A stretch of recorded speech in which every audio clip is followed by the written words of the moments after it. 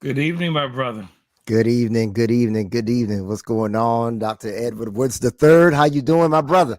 I'm doing good. I'm doing good. I'm doing good. It's the Conscience and Justice Council Black History Celebration. We're back once again for the entire month of February, And my, what a show that we have scheduled for this evening. And we have an all-star lineup show for this week evening. Last week we did a show on Black resistance is our theme. It's the National Black History theme. It's not something that we made up, but every year they come up with a theme, and the theme for this year is Black resistance. And it kicked off with Dr. Keith Burton. Go ahead and share about that. Oh man, that was a mighty word, Dr. Keith Burton. If you missed it, you can always go to the CJC website, or you can go to our Facebook page, or you can just look up our YouTube page, and you will find the message from Dr. Keith Burton. He was able to just lay it out, empowering us, encouraging us, speaking truth to power. That's what he did.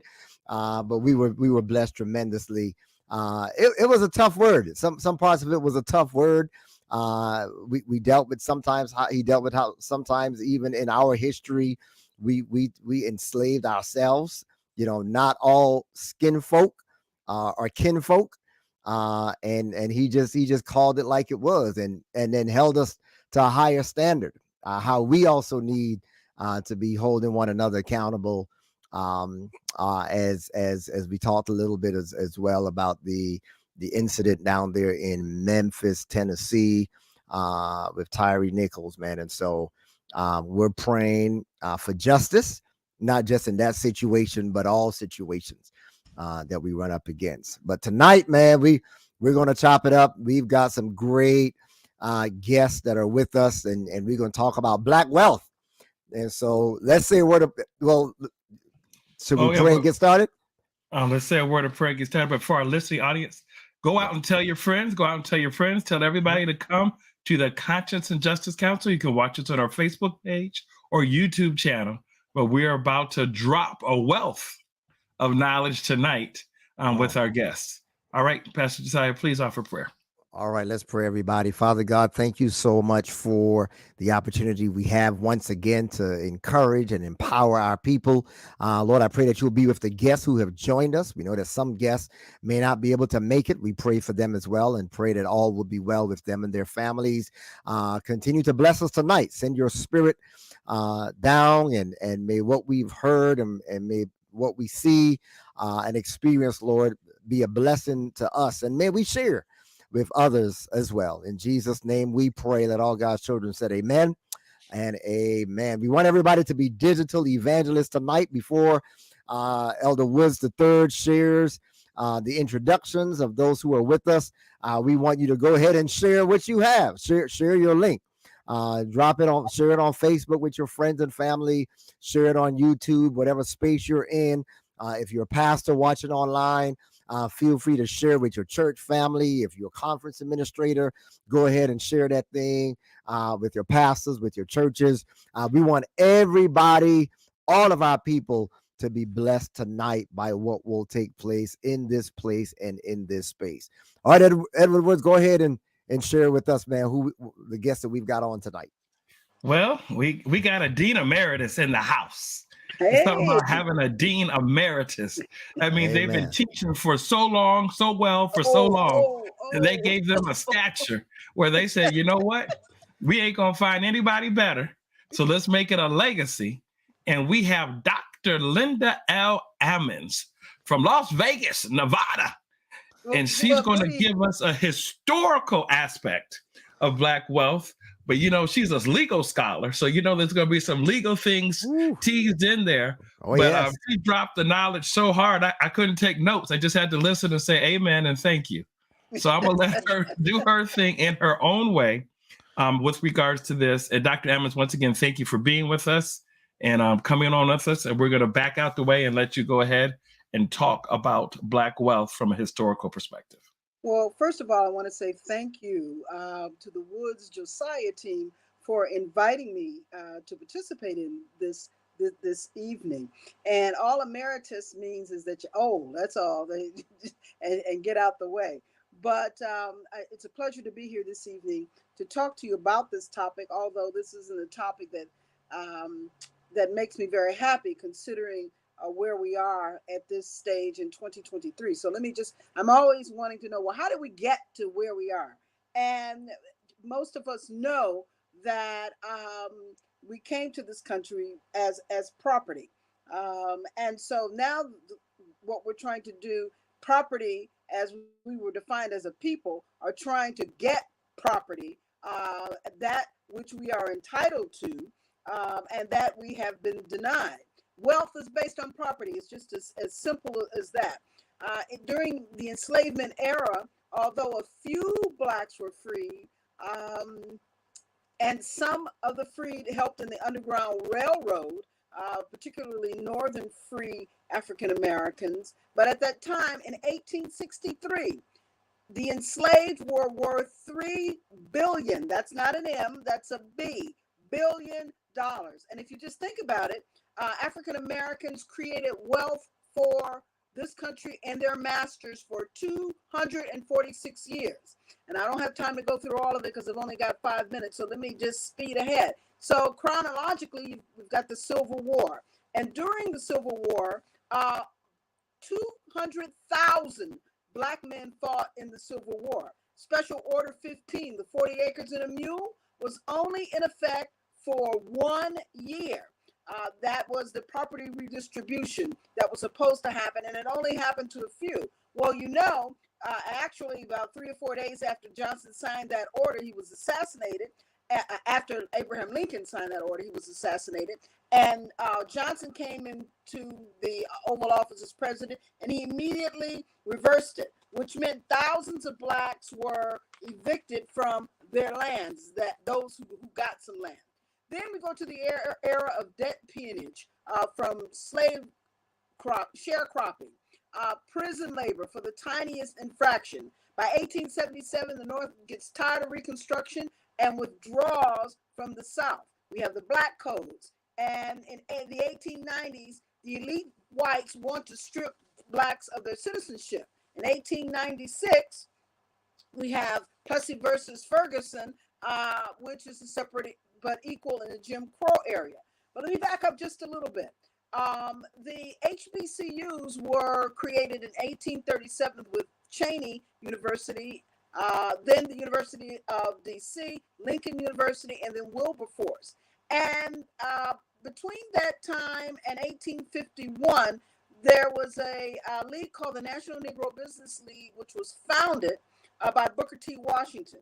Blacks we wanted to own our own labor. Mutual aid societies evolved into banks and to credit unions. And from 1880s to 1920s, more than 100 Black banks had charters. In St. Louis, I don't know whether this bank is still in operation, but the St. Louis Penny Bank was organized by a woman by the name of Magdalena Walker in 1903. Now, during that same time period, and someone I think is going to be on the panel tonight to discuss this, we have the race riots and the loss of wealth. Before Tulsa, 1829, in the North, in Cincinnati, race riots drove over 2,000 blacks from the United States to Canada. In 1898, there were race riots in Wilmington, Delaware. And then we get to the Red Summer of 1919. And according to a New York Times report, depending on how you count, between 38 separate race riots instigated by whites and 70 different incidents took place across the country, which resulted in lynchings and the loss of property. Of course, you have the Tulsa riots of 1921. The deaths were somewhere between 100 and 300, but official records say 37.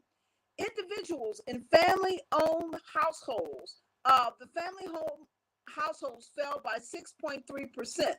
And one statistic says this: if 1,200 median-priced homes in Tulsa today were destroyed, the loss would be around $150 million of wealth. Now, you add additional losses of property and assets and that loss would come up to well over $200 million. During the Jim Crow era of the 1940s and 50s, we began to work in factories, and went off to the war. But as you well know, soldiers could not take advantage of the GI Bill or the federal FHA bill. And while the white middle class was evolving because of these government programs, between 1930 and 1960, less than 2% of African Americans were able to get homes and loans from the VA or the FHA. Well, let me just close with this because I see my time is running very quickly here. When you fast forward to today and what is going on today, we all have been alive, I suppose, during the subprime crisis of 2008, but it began before it went to the mainstream. In 2008, though, Black communities lost 53% of the wealth. A bank in particular, Wells Fargo, targeted Black churches to give seminars and sell subprime loans. And Wells, however, we sued them, and Wells ended up paying $175 million in settlements. But that wealth is gone, just like the wealth was gone after people left when whites came in and looted during the riots. And here's a statistic that may just make you sad. It will take 228 years for African Americans to reach the level of wealth white households hold today. 228 years. The Rand Corporation says that the average value of an inheritance for African Americans is $100,000, and the average for whites, $195,000. And I focused on housing in particularly because home equity accounts for 2/3 of all wealth. In addition to being denied the opportunity to have homes, to be sold, to be redlined into particular neighborhoods, to be sold subprime loans on appraisals, it is estimated that Black and Latino households have their homes appraised up to $500,000 less than expected. So the bottom line is we are still in a big struggle in terms of equity and equality. White Americans have 13 times the median household wealth of African Americans. And for you young people out there who are graduating from the various schools, we have to borrow and pay at much higher interest rates than any other groups. 8 out of 10 Black graduates have to borrow. So here's a last statistic. When you think about how we struggle to first become free and then to own our own property and then to keep our property and not be harassed, killed, bombed, shot, run out, swindled, and we ask for things in terms of a remedy, and people say, well, we can't afford to do it. Here's a statistic for you, and I'll close with this. The richest 1% in this country own as much wealth as the entire middle class. And those who have been fortunate enough to gain that wealth didn't do it by pulling up their bootstraps. I'll just close with that.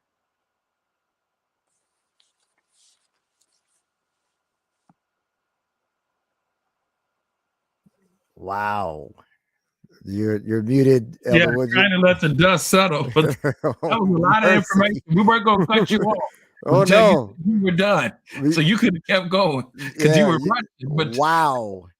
That's all you say is wow, wow, wow. That's all I can say. But thank you for that historical analysis. And Marvin Earl, who is the access to capital manager for the state of Colorado, is in the house.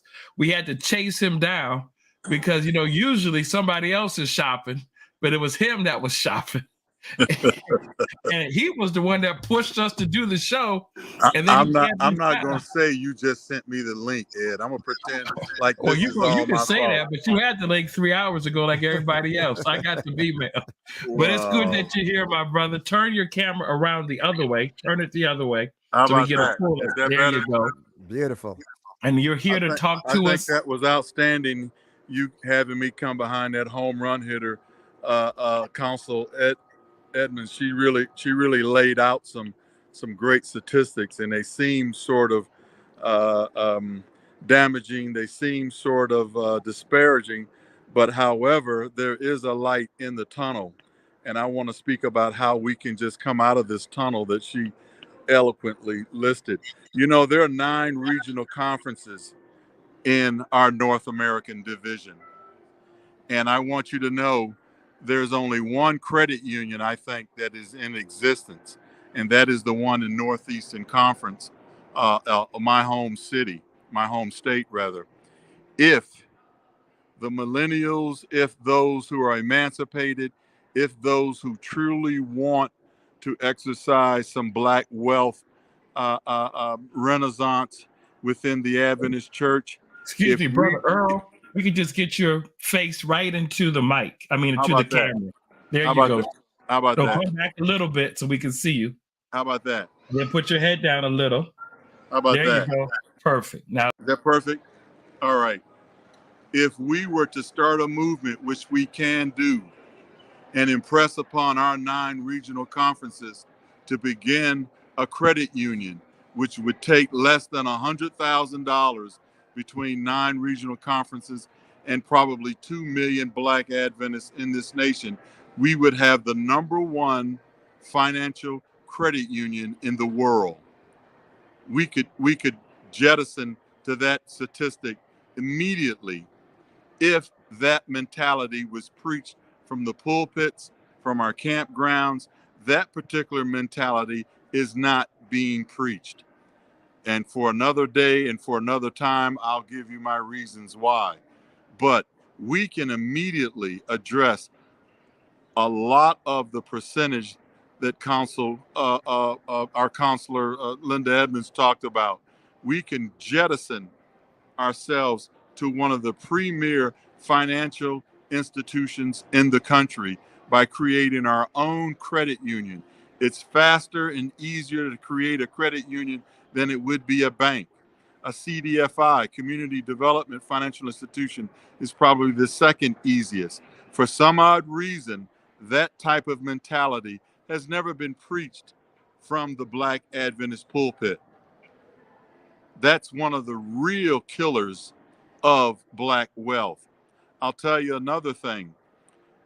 This presenter, I don't know when Elder McCoy presented, if he did present, but the mentality and courage that he exemplified in creating our retirement fund for our valued workers, our preachers, our pastors in the Adventist work, had that courageous movement continued by the Black Wall Street mentality, we would be far down the track of Black wealth accumulation, stability, and growth if we would hear that from our podium. That has never been a prerequisite from our podium. And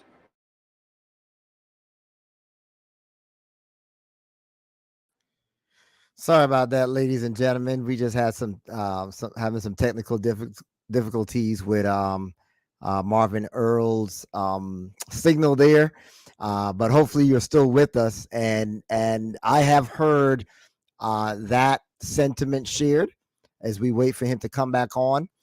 He just said that it will take less than $100,000 to create a credit union. yes, You're back. All right. Okay. I would just continue rolling. We lost you for a minute there. because Oakwood College, everyone had a credit union, and we All right. sold it to Red Stone Credit Union. We had a bakery. We had all of the financial incomes and income streams that the HBCUs set aside for all of our HBCUs. All of them had income streams. all of them had businesses. For some particular reason, we've sold all of our income streams for whatever reason. And this is why the black wealth amongst our institutions owned by blacks is almost it's not even existent. And that whole mentality and thinking has to change. We can pivot and make that change and address those inequalities that Linda was talking about. It's just the will, the courage, and the interest to do it. And if I could add, since okay, if I can add or ask a question real quick, since we still have you, Brother Earl. So I think for some of the younger generation like myself, we've heard about the credit unions, we've heard about various ways where wealth can be built, not just for the institutions. So yes. I'm not just talking about it. It's about 212 million, 213 million in tithe that the regional conferences bring in per year. And of course we have assets, we have buildings, we have all those, but you're talking about wealth of the people, the actual people. If it takes $100,000 to start a credit union, you said is about that. That's an estimate. Then I think that is within reach. I think that is a possibility. I think it is, but some of us haven't heard that. And I've got a couple of degrees in business. I wanted to do that. Kind of wanted to go my own way. But the Lord saved me and brought me into the ministry. However, just the way I think and process, I think if we can do that for our people. Well, it takes a certain, I didn't mean to cut you off, but go ahead. It takes a certain emancipated leadership to understand and appreciate the economics and politics of the Adventist message. Our message, our Christianity, our religion, our third angel's message is true, it's right, it's from the Word of God. Where we have lost and where African Americans have been silent on this colonialism and this redlining that I'm so sorry. That has to come from our leadership. We are right now at a crossroads of a leadership vacuum change. We have had the old style wink and nod, preach the message, and no one has ever preached the Black Wall Street mentality. For whatever reason, I have some ideas as to why that is, but you can look all across the board throughout the Adventist culture, the NAD. Pine Forge looks a whole lot different than Blue Mountain. All of our universities, all of our churches, all of our facilities are totally different. There is a separate, unequal type of Jim Crow that has been allowed. Every Adventist talks about it at Sabbath dinner. We all know it. We just don't have the courage to say enough is enough. There just needs to be that movement, that protest, that revolution. And we don't have that spirit because for some odd reason, Black Adventists think that when you go down that emancipation road, that isn't what the Lord has for us. And that's the most incorrect, crazy idea throughout our community. And that's why our community has suffered. It hasn't been because we didn't have the will. It hasn't been because we didn't have the education and the knowledge. We just never had a desire to step away from this colonialism. And I'll give you a case in point.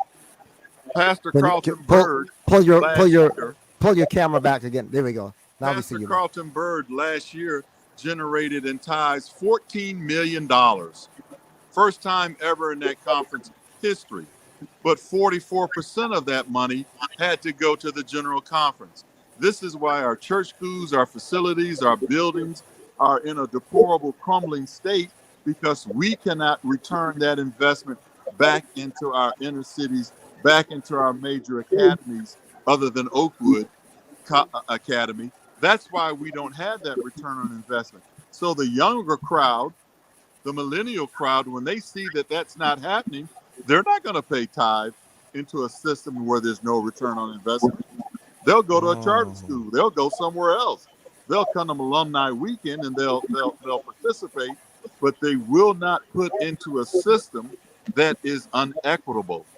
And for some odd reason, those pastors, those heroes, and you see them every Sabbath on YouTube. They preach every week on Breath of Life. They don't preach the Black Wall Street mentality. The Jews do it. The Asians do it. The Middle Easterners do it. Every race and every oppressed color that has immigrated to this country preaches that mentality. But us, we'll preach the third angel's message, but we'll stop when it comes to, hey, should we separate and emancipate ourselves from a system that's unequal, racist, and for all intents and purposes has never been fair since 1844.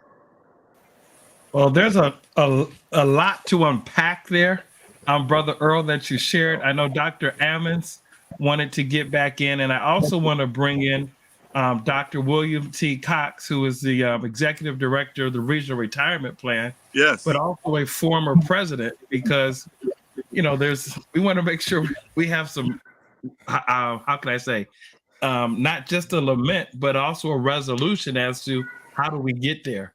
So I want to bring both of them on, but Dr. Ammons, I know you wanted to say something, so we'll let you go first, and then after that, we'll hear from Dr. Cox.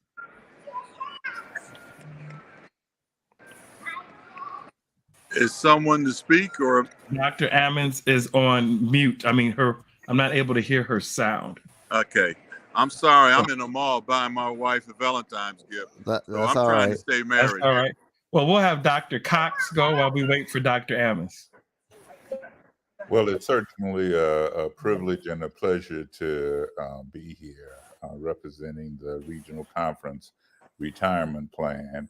And if there is something that gives value to what Morgan Earl has said in terms of what we are able to do if we come together, certainly the Regional Conference Plan has shown that. Back in the 70s, the regional conference leadership very briefly was saying to the church as leadership that as regional conferences, we were overpaying into a retirement system that was woefully inadequate to our needs. The term regional has become known from an ethnicity perspective, but in reality, regional has to do with territory. And as a result, the 9 regional conferences with the large amount of territory that they supported, it was a greater burden on the workers who were moved around systematically to be able to, in many instances, become vetted in retirement programs, particularly where their spouses, professional spouses, were working. And as a result, the retirement program was underutilized by us. Now, please understand that in the old sustentation program, you had to work 40 years in order to be get full compensation. And after 40 years, your compensation was somewhere in the neighborhood of $800 to $900 a month. What happened in the middle 90s was that the church recognized that we were unable to maintain a defined benefit program. The difference between the two kinds of retirement plan is one is a defined benefit, the other is a defined contribution. The defined benefit program means that the organization has responsibility or liability for your retirement. A defined contribution plan means that the individual has responsibility for investing their retirement or a portion of their salary, and then determining how that investment fared would then determine how you would do in terms of your retirement years. Elder Joseph McCoy really was the visionary of the retirement program, and he said to the North American Division, with the support of 8 of the conferences, that we are going to do a defined benefit plan for our workers. Now, it took some courage. Individuals don't realize that those 8 conferences that started off with, probably I shouldn't say this, withheld the monies that were identified for retirement for a year. And at that point, the North American Division, they did an actuarial study. They found out that the NAD plan was woefully underfunded. They were underfunded by $1.4 billion. And so the North American Division decided to move from a defined benefit plan to a defined contribution plan. But those 8 conferences stood tall and said, we're going to do this for our workers. Now, Jan Paulson, who was the president of the General Conference, actually ordered a actuarial study to see whether or not the regional conferences had overpaid. And they found out that there were 15 conferences in the North American Division. There are 59 conferences in the North American Division, that 15 of them had overpaid into the retirement plan. The first 8 were all regional conferences. 1 through 8 were regional conferences.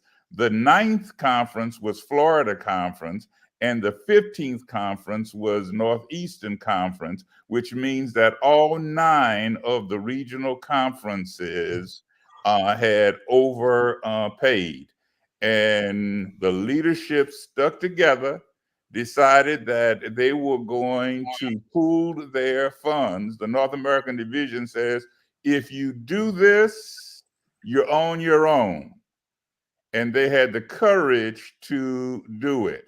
So that now, some 23 years later, we are a little less than $300 million in terms of resources for our retirees. So that a retiree in the regional conference plan, you get vested not in 10 years, but in 5 years. And you don't have to work 40 years in order to get full retirement. You work 30 years. So the average worker now, if you work 30 years in a regional conference, when you retire, will retire with, along with Social Security, 105% of your current salary. I tell you, that enables you to retire with a sense of dignity. Right. That should give us the initiative and the reality. This is not a guess. It is a reality of what we are able to do if we are willing to come together. Exactly. By the Exactly. grace of God, by the grace of God. We just finished building a $9 million building on Oakwood's campus. It's the Charles Dudley Center. Within that center, there is a museum in terms of what the history of the regional conferences in North America and what they have produced. And we also have a cultural center, the Joseph McCoy Cultural Center, that gives a history of the retirement plan. And if we are willing to come together as one, there is no telling what we are able to do. The final thing that I would say is God recognizes the giftedness that he has placed within us.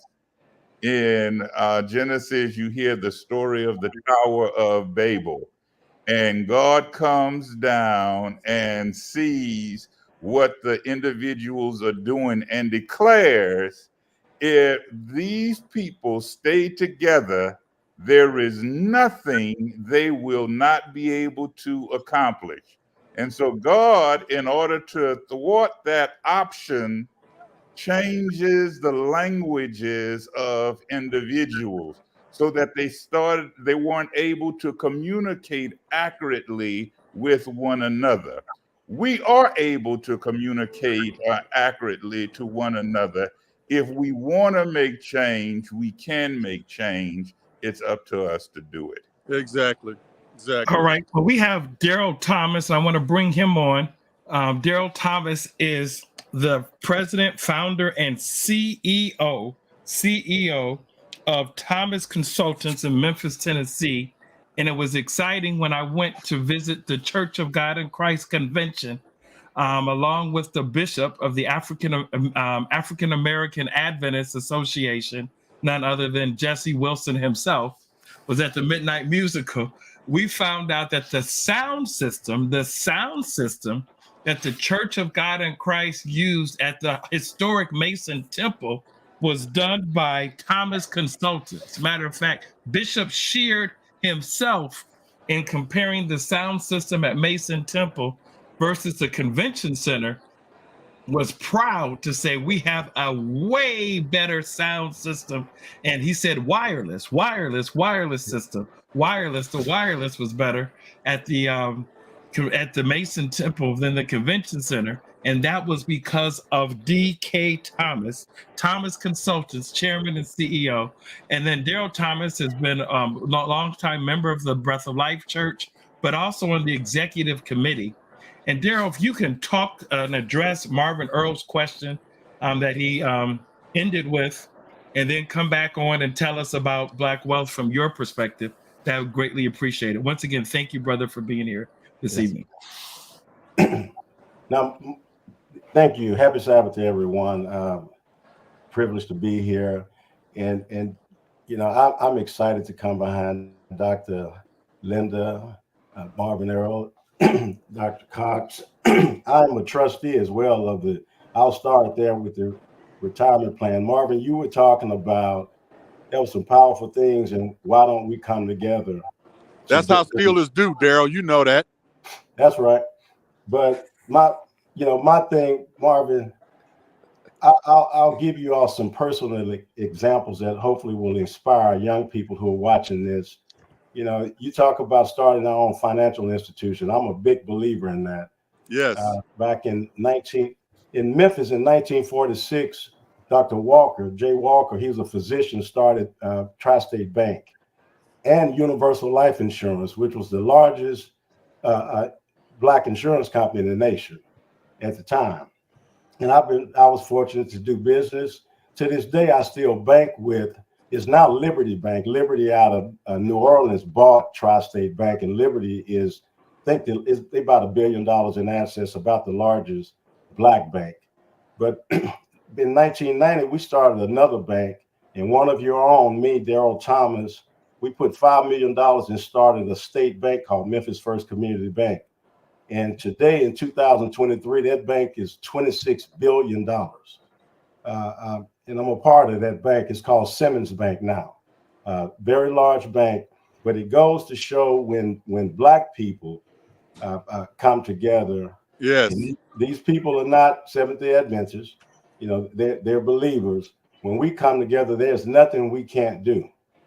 But what I hitting on what Marvin said, why our churches have not done this, we're in battles right now. That's a you hit that on the head, Marvin. That's a leadership thing. Yeah. We'll go no further than our leadership. Blocks are put there. You know, Dr. Cox mentioned the almost $300 million in assets of our retirement plan, but that's a wonderful thing that we're doing there. That's why I volunteer to be a trustee there. But we can do so much more with that. Marvin, that is the largest pool of resources we have in the Black work is the retirement plan. There's nothing larger than that. And some of our goals on the trustee side is to, and we're in a battle with this right now, Marvin, is to create jobs for our people to get where they can make high six-figure income and live way above the poverty line. But we meet a lot of resistance, I'm sad to say, from within our own ranks, because that's not the goal. One thing that keeps us down, Dr. Linda, is most of us are worried about someone making more money than us. Uh-oh. You know, and everyone knows I talk pretty direct and straight, and that keeps us back. And it's a mentality that's taught in our church culture. That's one thing that holds us back. You know, my church, Breath of Life, we're a small church, but I put us against anyone with our resources on the local side. You know, everyone likes to say how much tithe their church turns in, but I always judge churches on how much do you keep at your local church, you know, to where you can do things within your church to provide jobs. And we teach our people to build wealth. And it is we are taught from the top down, Marvin, that there's virtue in poverty. And there's that is not biblical. Being poor does not make you close to Christ. But we think that there are poor people that are going to hell. I have no belief that we'll teach our people that if you're wealthy, that's a sinful thing. And that's just not true. You know, I mentioned in a meeting when we were in Long Beach, you know, I'm one of those of the old school. I'm 58 years old, but Dr. Linda, I don't care if I make $10 million in a year, 20% of that goes to tithe and offerings. I'm one of those 10 plus 10 people. And the Lord is still in the blessing business, guys. You know, and Edward, I'm going to go on into what you brought me on here to talk about building Black wealth. You know, Marvin, I know you want to talk about Black Wall Street. There were people from Memphis who went there. These people went to Tulsa, Oklahoma. I drove my family one Sabbath evening from Memphis to Tulsa. My wife was like, "Where are we going?" I said, "We're going to Tulsa for what? We're going to see Black Wall Street." And it's nothing like what it used to be there. I mean, they've commercialized it. But when I was there, it's an amazing thing to understand what happened there. These were people that were just tired of being killed. The struggle. So they all went to Tulsa, Oklahoma, built their own community on their side of the railroad track. They had their own hospitals, banks, airlines. There's so many different businesses they had. They were totally self-sustained. And they were like, we'll stay on our side. They had everything they needed, but the white people could not stand that. So what did they do? They went and killed these people. They bombed them. If you all, I know a lot of you all don't know who Gap Band is, but Charlie Wilson and Gap Band had a song, "You Dropped a Bomb on Me." You know, Charlie Wilson is from Tulsa, Oklahoma. That's what that song was about, Marvin. I don't know if you knew that. They bombed Tulsa, Oklahoma, and destroyed these people. And that's the same thing is happening with us. We're killing the dreams when our people want to make it. And I said to our young people, don't listen to anyone who will tell you it's sinful to have wealth, because it's not. You can do things the right way. And it's about being in business has afforded me so many opportunities to do things to where I'm not controlled by anyone. When you got enough money, you create your own way. And all of this is by the grace of God. Understand that. I'm talking about the Christian way of doing this, but you don't have to bow to anyone when you have economic freedom. I submit to you all that Martin Luther King, as long as he was doing the civil rights thing, they were okay with that. But his eyes got open to economic freedom. That's when he was taken out. Because when we're economically free, guys, ladies and gentlemen, there is no stopping you. No stopping you. And then what people will call you is arrogant. That's because they can't. Mercy. That's always a title given to people who are independent. And people despise, especially a Black man who's independent, that has his own wealth. And that's what I'm about, building net worth. You can't pass, I don't care how much money your job pays you, you can't pass that on to your children. You don't inherit jobs. If you work at FedEx, they pay you $10 million a year, you die, that's over with. But if you have net worth, you can pass your net worth on to generations. And it's time for us to start building generational wealth. And the only way you can do that is typically through ownership. You know, there was a rich kid from this family, I won't name them. He went to college, and the media followed him to school, and he quit after a few weeks. They said, "Why did you quit?" He said, "They were teaching me to get a job." He said, "I'll never get a job." And that's what school does. Now, I want everyone to go to college. Do not get me wrong on that. But we should go to college to learn to create jobs and not to get jobs. Now, there's some exemptions I have for that. Teachers and preachers. We need teachers. We need preachers.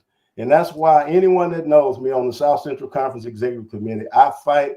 I say our teachers and our preachers do not make enough money. That's true. Amen. Where I go, Christian Josiah has heard. Amen. I want our people to be empowered. So when you pass the Breath of Life Church, you're not concerned about how you're going to pay your bills. We take care of our pastor because that's an important job. And our school teachers, that was a very important job. But what if we had a church and everyone in the church is poor? What that would make no sense, guys. How is that a witness to the world that everyone in the church is dirt poor? No way. When my Lord says he counts his cattle by the mountains that they own, he says, I own cattle on 1,000 hills.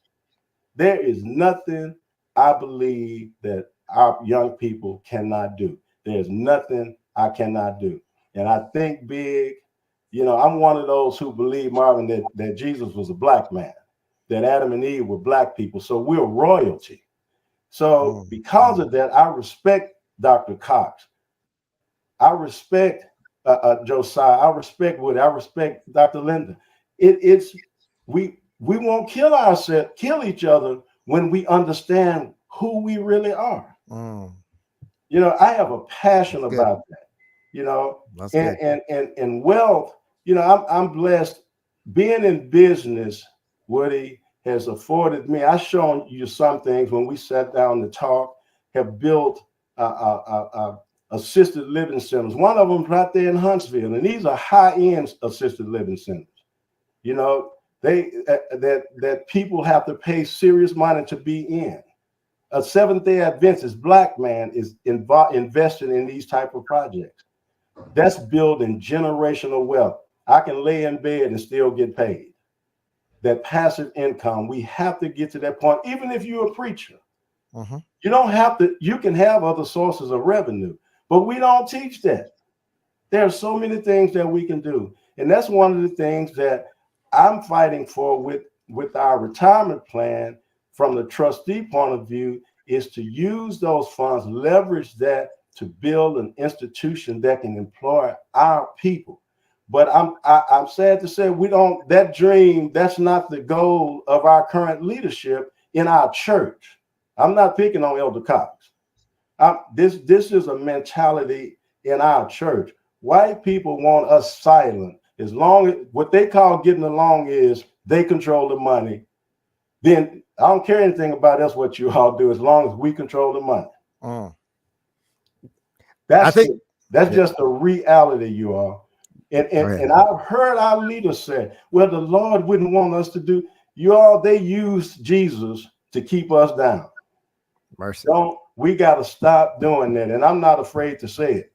Mercy. You know, mercy. I'm not even excited. You would think because we have a black president of the NAD, a black president of the Southern Union. Do you think that has changed anything for us? Now I know you all don't like that. I'd like to talk about the gorilla that's in this room. Well, let's get Dr. Ammons. Dr. Linda wanted to share something. Good stuff there. Good stuff. And we're gonna get back to some of what you said. But Dr. Ammons, we can't hear you, and then we're gonna get to Brother Earl. Yeah, we're not hearing. Oh, she said, look into the. Okay, so I'm gonna have Elder Woods look at the chat for Dr. Ammons and Elder Earl. Go ahead.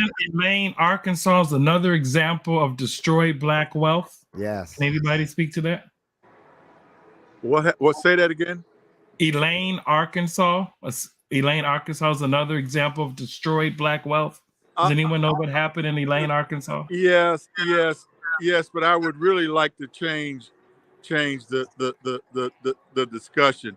Everyone on this panel probably can tell you about instances of black wealth, black cities, black Wall Streets, black communities being bombed, robbed, destroyed, all of that. What I want to talk about is the gorilla that's in the room. When Billy was talking about the courage that Joe McCoy exemplified, and I want you to know a lot of very well-respected Adventist black men did not go along with that. They didn't want that. And nobody wants to go back to that system. What I would like to do is history and talking about all of the bombings and what have you that has been done to our people. We can talk about that till Jesus comes. What I want to talk about is we know that there is an equity. We know how we can fix it, as Daryl has talked about. We need to get off the pot and start it, because if we don't, this time next year, 5 years from now, 10 years from now, what has happened to so many of our retirees that did not benefit from what Elder McCoy put in place will die on the vine. And I do not think it's biblical. I do not think it's anti-Adventist and anti-Jesus Christ for us to emancipate ourselves away from this colonialism. That's good. It has not worked. The system has not worked. The tithing, the revolving fund, the three-way scholarship fund, all of these barriers, all of these systemic racist barriers have held us back. We are the most gifted, preaching, evangelistic, baptizing, singing group of people in this message.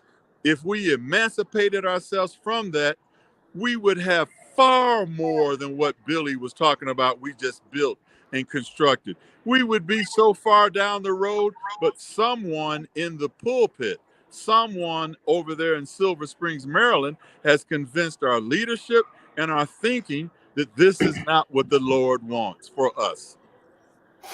So check this out. So let's there's a question in the chat. There's a question in the chat that I want us to get to, because I'm very curious. I'm gonna pull it up here. It says the question was, would it be FDIC insured? This is going back to the question about a credit union is not FDIC insured. That's through the credit union. Go ahead and explain that, Daryl, how that works. It's easier to create. It's better. It works for our faith-based ministry a whole lot better than the regulations through the FDIC. And also that she also asked, would it be FDIC insured and mutual fund investment available? So you or Daryl can address that question. You're mixing the two. Yeah. Well, I'm just reading the question that someone asked. Yeah. A credit union operates totally different than an FDIC insured state bank or national bank. Got it. Anytime you want to enter interject, Daryl. Go ahead. No, he's right. The credit unions, they are regulated, but not by the FDIC. So, your funds are not secured that way. Okay. Your credit unions are membership based. Membership. Got it. So, it's a simpler way of, doing things. It takes banks are much more highly regulated to be in a state chartered bank. Back then, it took $5 million. So he's right. The threshold is so much lower to start a credit union.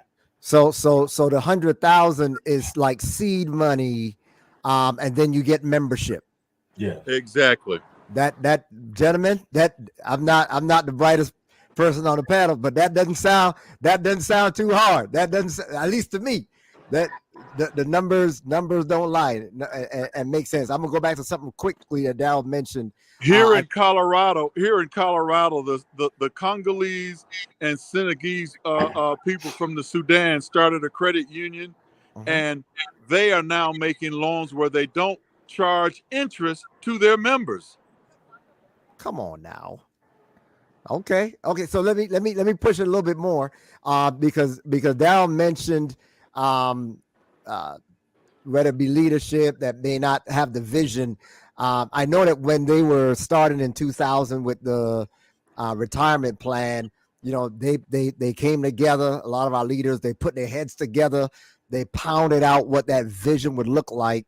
Maybe we need those kind of spaces, because sometimes somebody might be willing, but they haven't seen the vision. They haven't laid it out. So you have to understand, there is the enabler and there is the emancipator.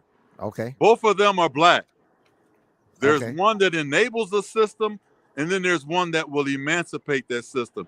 Joe McCoy, Charlie Joe, Elder Dudley, my uncle, the list goes on. Earl Moore, those folks were emancipators. They were not enablers. Got it. So what I'm hearing is, if we get some emancipators together, I'm not talking about people that want to leave the church. I mean, I believe in the message, just like you said, Elder Earl. But no, you call me Marvin. Elder Earl's my uncle. I'm not in the divinity yet. Listen, no, man, you're my senior, so you're my elder. I just, that's out of respect. But I think that there may be some emancipators around within the ranks in leadership as well. But it needs to be an organized movement. The people have the power. We can flesh out who the enablers and who the emancipators are. What has happened is racism has now lowered the bar where I can move to a community. I can send my child to charter school. I can marry out of my race. I can do so many things now that I couldn't do in 65 and 75. Got you. Okay, well, let me throw something in there. Sure. Marvin, there was something, it may have been Dr. Linda Ammons. I've been saying Dr. Lemon because I hate to say people's names wrong. Linda, is it Ammons? Or am I saying it right? Okay. We talked about neighborhoods. I'm one of those beliefs. When you look at the people that went to Tulsa, they built their own community. Yes. What do most of us do when we think we have arrived? I'm moving to the suburbs. I know that answer. I'm getting away from y'all. Communities, and we move into white communities. I tell people, I'm of the age, I'm 58, where I was in the second grade when busing started. Third grade, I started busing. That was the worst thing that happened to me when they took me out of a black community school, base school, and I went to a white school on the outskirts of Memphis. Where I went to school early on, all the teachers lived in the neighborhood. Right. I saw them when I played outside, and we took all of that away. We should build our own communities. All it takes is money to build a community when resources are put in. But to do that, we have bought into this thing that we're afraid of one another. And all of us have said we're not.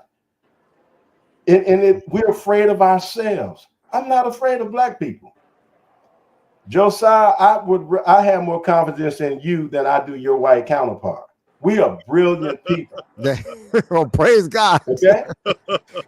But What we do, let's look at the retirement plan, because I was with Elder McCoy. I was on the executive committee when this was started. Who do we go to handle all of our, what we think is black people not They smart enough vilified McCoy, Daryl. to handle this. So we have to give our money to white people. Let them handle this.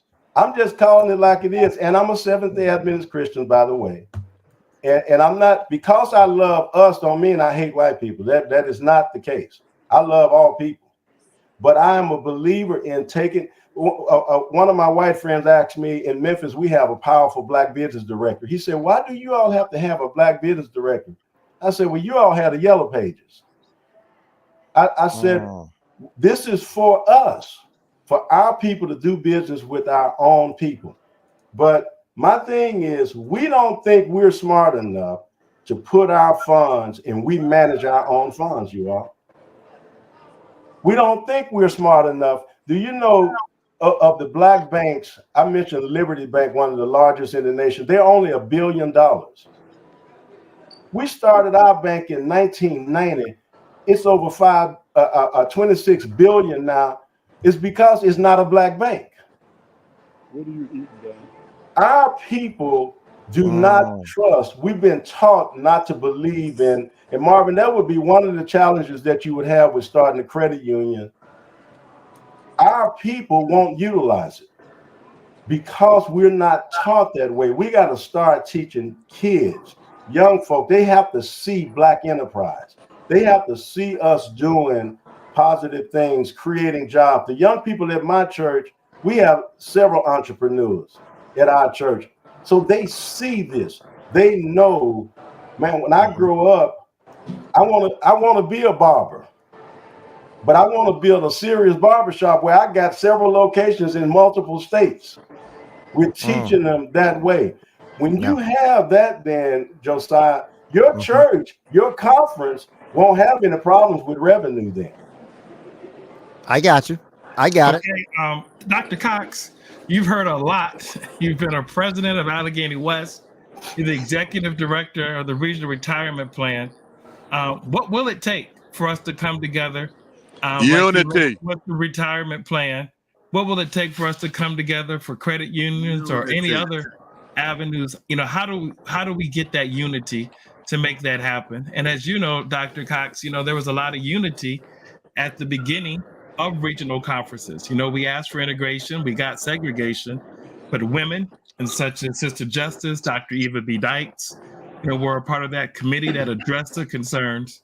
What would it take to get this intergenerational unity that's needed for some of the initiatives that were discussed today? You need more than lip service. You know, we do a lot of talking. Back in 2016, we introduced an idea to the 9 regional conferences. And we said, you know, in our churches, in every conference, in the bylaws, there is the ability for the union, for the division, for the GC to send delegates to our constituency meetings. They have voice and vote. Why won't we do the same thing for those institutions that are uniquely ours? We wrote a manuscript in terms of how it could be put into the constitution and bylaws of the 9 regional conferences. This was back in 2016. As we speak today in 2023, there are only 2 conferences that have done it. Allegheny West Conference and Central States Conference, where Elder Josiah is, okay? It's not a difficult process. We talked with, we give the lip service to the fact that here are some things we can do in order to grow one another. The 9 regional conferences are held together by in essence, a gentleman's agreement. And that's why you get periods where the conferences come together and do some things together and move forward, and other periods when it doesn't occur. So I think the elephant in the room is not just giving lip service, but actually getting down to business and doing some things. And that starts off, as Elder McCoy would do, with one person. And he talked to his friends, and there is consensus, and it begins to grow from there. And that's what we need now. So that's what I would tell you. I disagree. The slaves will never be able to fix the plantation. The only way the slaves can fix the plantation is to get off the plantation. You can't work with the Sambo. You can't work with Uncle Tom. You can't work with the system of slavery. You have to leave the system. You can't fix the system of slavery. Slaves will never fix the system of slavery. Yeah, I think we hear you. We hear you, Brother Earl. We hear you. But I think what Dr. Cox is more referring to is a united front on our end. We're not talking about denominational. We're talking about financial. And what we were able to do, and Elder Cox was there at our CJC session. We had some folk that weren't sure about other Black institutions. Just two. We just added 2 more representatives, whether it be from ORCM or retirement or another conference, coming together with us. Now we were able to vote it. It takes 2/3 of a vote, to change your constitution and bylaws. By God's grace, we were able to do that. And we had support, but there's always going to be a few. There were a few people, but Earl, you mentioned it when the retirement plan, came in, but the 8 conferences were so unified that when those tithe dollars began to funnel away from the NAD retirement, you had a few people who didn't go along. So some of our people didn't go along, but look at what God has done. So I think that it's a matter of us not being doubtful that it can happen, because we've seen that it can be done. The credit union number is I'm just talking math, seems to be a smaller number than even retirement. The dollars, I was talking dollars. So I think stuff like this, I think it is possible. The more I'm hearing you, Brother Earl, and Elder Cox and Darrell and Dr. Amos, I think I'm one of those optimists. I believe it's possible, but it takes strategizing, and it takes work, not just talking about it, but actually sitting down at the table, not knocking each other, but when you do strategy, there's always got to be a naysayer in the room to say, well, what about so-and-so? Well, what about so-and-so? Well, what if so-and-so? Somebody said we don't. That's an enabler. I don't want to sit at the table with an enabler. Well, I think Jesus said if you're going to build a tower, you got to count the cost. I mean, I don't think counting the cost is an enabler. In 1961, at the 45th General Conference, Frank Hale, a layman, put together the Layman's Leadership Conference to change the systemic racism that was within the system. Those people fought that. Those enablers fought that. Some of them are now in conference and union positions. This is a revolution. Economics is a revolution when you're talking about people of color. And until you embrace that and say, like Joe McCoy did, like Elder Joseph did, when you start to threaten and protest, you just walk away from the system. I'm not talking about walking away from the Adventist Church. I'm not talking about walking away from the Third Angel's message. I'm talking about walking away from a system since 1844 has been racially, economically oppressive to us as a race. Well, let's get the history right. So 1863 was when the church was formed, and our people were abolitionists. So Ellen White, Joseph Page, General Conference President Byington, they fought against slavery. So we got to make sure our history. I'm saying is accurate. 1961. Now 19s. There you go. Now that's different. The 1930s. Yeah, that's what I said. And the 1961. 40s. Okay. I didn't say 1861. I said 1961. Okay, good. Just make sure I. Hey, Marvin, you said 18. You just meant 19. You meant 19, but you said 1840. Hey, Christian, I want to throw something in there. Well, what do you expect from a guy in the mall on the Sabbath? I'm doing the best I can. That's right. Listen, I was checking that out. I just want you to know that. I wasn't gonna say that. Go ahead, down. Hey, to show that this is about economics, I remember when we first went down this road on this retirement plan, the only thing that mattered to the establishment was the hole that we were leaving with taking the money out. They didn't care nothing about us having our own plan. That's true. It was the money. When it comes to this money church, talks. It is about money. I'm telling you, it's about money if you don't believe it. So and there are those of us, when I first came on as a trustee 3 years ago, I heard these are conference presidents where the Lord wouldn't be pleased if we don't honor that commitment and put this money back. No, we shouldn't have ever. That's a whole nother conversation. But it's an economics. It's all about economics, guys. Quick question. If we do our own thing, and I understand what Marvin is talking about, you can't be more Adventist than me. That's not my issue.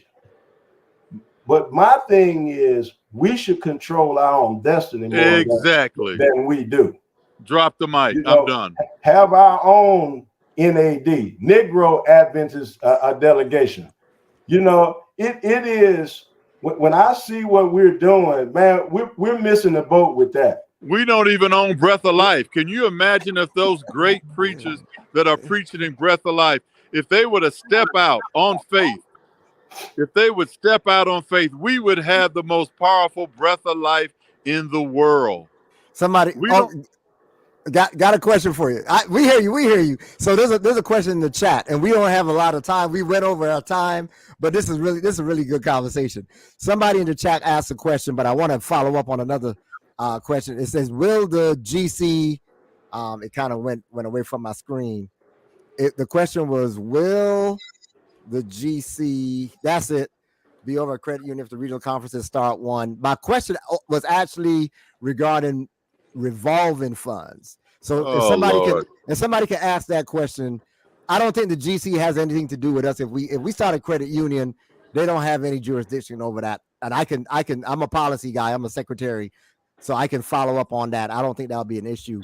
But what's the difference between a credit union getting membership, even if the members borrow money and have a small percentage, and a revolving fund? The revolving fund is just loaning back your money at a lower interest rate. What they did was the GC went to the banks and said, we got all of this money. We have all of these conferences. We got all of these unions. Give us X amount of dollars so we can loan it back to Daryl at a lower interest rate. I'm saying remove the middleman. I'm saying walk away from that. So we have our own. Yeah. So I'm with we have our own. I'm just wondering if can we start a revolving fund as black conferences, or is it a credit union? Is a credit union easier? I'm just trying to get which one is more. I don't want to say easier, but I guess that's the way I said it. Credit union or revolving fund, or it doesn't matter. They're similar. And then we're going to wrap up soon. The way I'll address that is, we need to have our own, whichever format we want to do. It needs to be ours. Exactly. And Christian, I want to add to that. Even when we do it, while you just said the NAD will have no jurisdiction over us, we will self-impose the NAD rules on it. Right. You know what I'm talking about with that. We'll apply those rules. We'll have our own bank, guys. If we had a bank, that's the difficulty people can't get away from when you talk about it. The president would have to make $60,000, $70,000 a year because we would want it to be the NAD rules. But this is the president of a bank. But we gonna pay him according to what Pastor says. So I'm with McCoy. Listen, I'm with McCoy on that one. If you because we stepped out with retirement, that's a completely different, than if it's a credit union, if it's a revolving fund. whatever we can do that can bless our people, lower interest rates. Folk aren't getting over on us. It could be a blessing, not just to individuals, but even our own entities Yes. can benefit. Yes. Our whether it be schools, academies, elementary schools. There's a lot of benefit when you can fund your own stuff, man. So Hey, Exactly. Christian, can Exactly. Dr. Linda Emmons speak? Because she's been trying to talk. I don't I know know if her it looks her like mic. she's muted. So go ahead and unmute her. We're going to see Unmute because I believe she has some powerful things to tell us. We're talking about there at our CJC session. Well, we can hear the speaker of our show. We can't hear her. her mic. I'm hearing the feedback of our show, the delayed feedback. You can mute her again, Elder Woods. You can. Yeah, we couldn't. Now, we were able to vote. It takes 2/3 of. Yeah, we're not hearing her. We're not hearing her. Ladies and gentlemen, we have. But she did have some beautiful comments in the chat. Go ahead and share those. I do want to make sure that we are able to hear. She says, and I'm going to go back to the top. One of the problems is how things are structured. Other Black denominations keep their wealth and it recirculates. Not so in the Seventh-day Adventist Church. There are a number of issues that are interrelated beyond tithe. You cannot wait on the clergy. The people have to decide what they will do.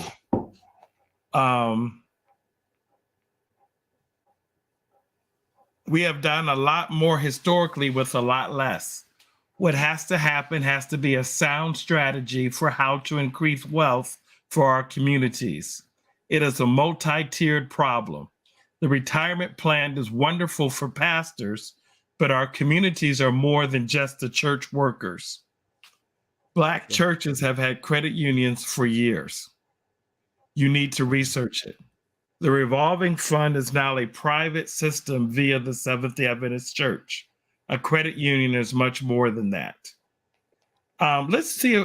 That's great. As we close, I want to thank Dr. Ammons for sticking with us despite these technical difficulties, because you have been brilliant.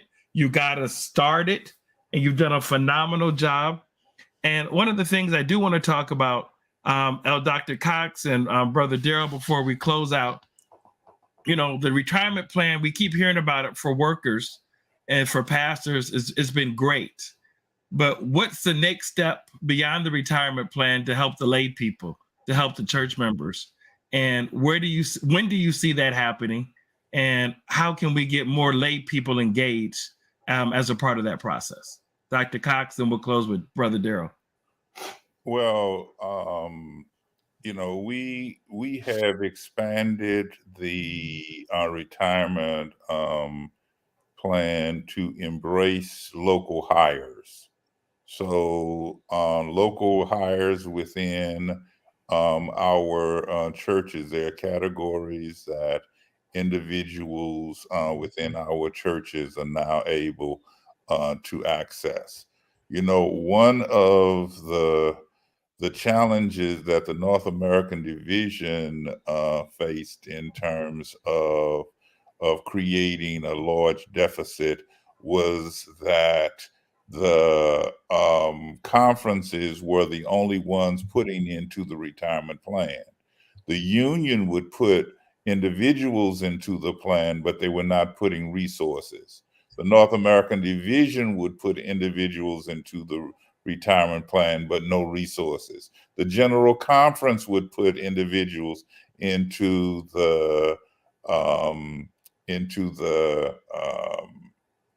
retirement plan, but no resources.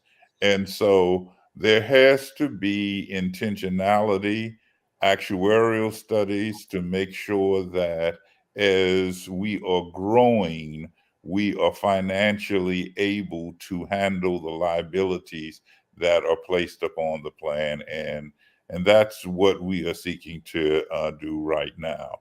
And that's basically where we are. One final comment on that.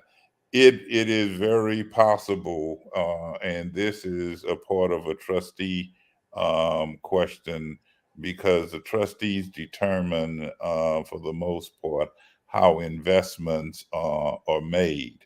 And it may be that there would be a pot of funds that would be invested into a credit union that would be beneficial to the whole.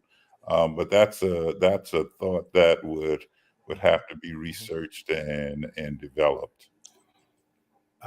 Woody, thanks for that Thank you. question. My take is a little bit different, and I would like to use as a model Adventist health systems.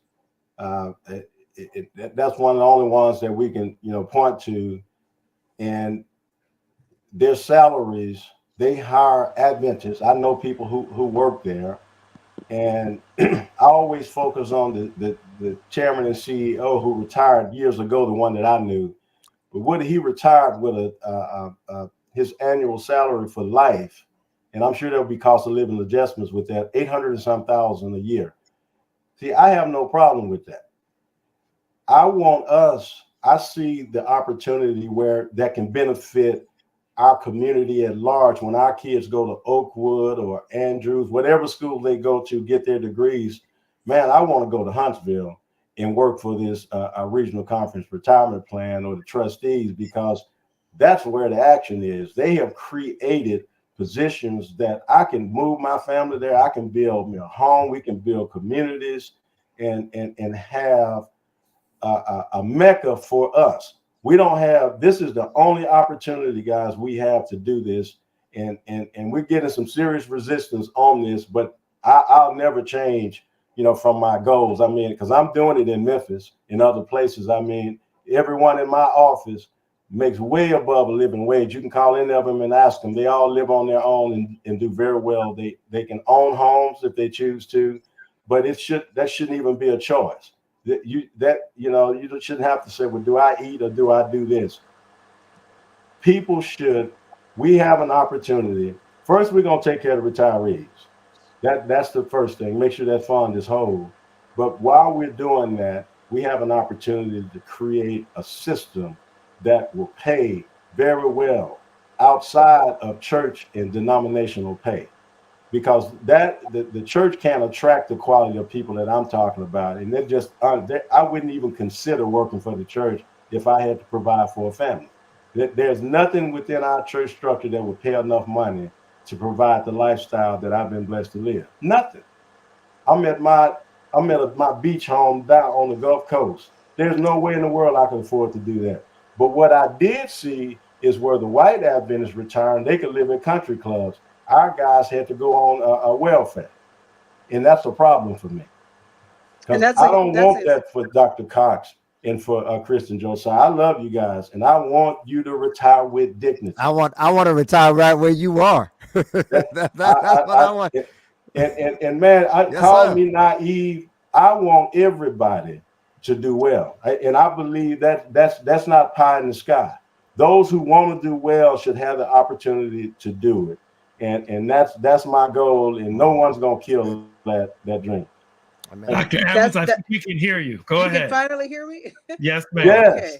Okay. Now I can only remember what I was going to say, might be helpful. But what I was going to say is, I think you've talked about a number of things tonight in terms of the way the revenue structure as it relates to the Seventh-day Adventist Church. And the reason why I bring the historical point up is this. If you remember that if our wealth is only if their wealth is 13 times more than ours, that's something you have to deal with right then and there. The question becomes, what is fair and what is equitable in terms of what is required from these various communities who have so less wealth than other communities. That's why the other brethren can be the country clubs, is because they inherit wealth.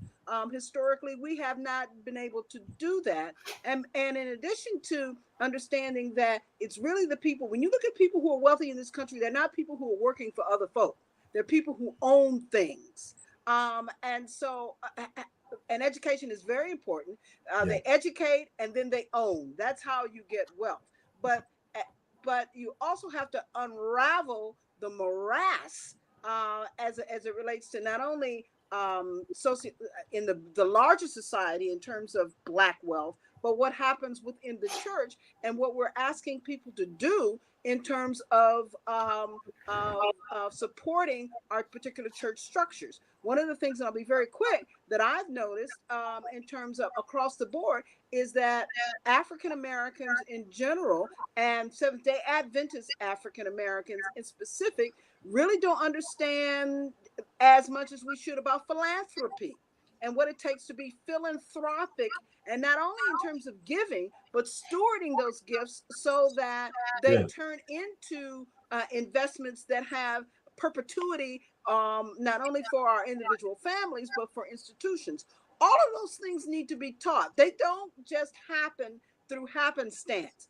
Our other brothers and sisters, they have had that legacy passed down, and so it is innate in terms of what they know how to do it. The other thing is, as long as you ask for permission, you'll be asking for permission, and it puts the clergy in a very difficult position because their paychecks come from the people that you have to ask permission for. Now that's not to denigrate our pastors. It's just a fact of life. Reality. Yeah, reality. If you dance to the music, you got to pay the pulper to a certain extent. And the brilliance of the retirement fund was one time when the preacher said, "We ain't dancing to this tune no more."